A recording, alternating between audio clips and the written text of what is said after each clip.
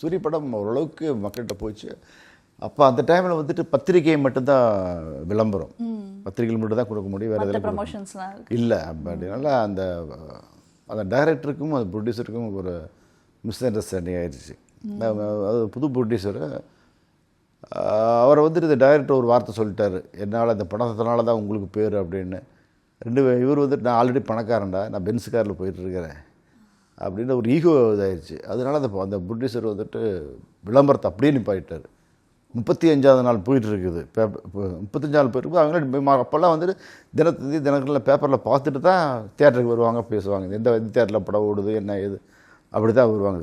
கிராமங்கள் எல்லாம் போய் டீ கடையில் உட்காந்து பேப்பர் பார்த்துட்டு அப்படி தான் வருவாங்க.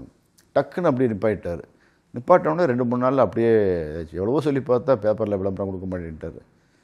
யாருக்கும் ஈகோ வரக்கூடாது. அந்த டைரக்டருக்கும் ப்ரொடியூசருக்கும் அந்த ஈகோனால அந்த படம் அப்படியே ஓட ஓட அப்படியே நின்று போச்சு. அது மாதிரி எனக்கு வந்துட்டு ஆச்சாரியா படம் ஒரு நல்ல படம், அது என்னுடைய சொந்த படம்.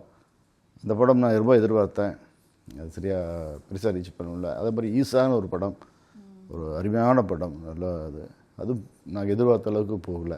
இதெல்லாம் ரொம்ப எனக்கு வருத்தத்தை கொடுத்துச்சு.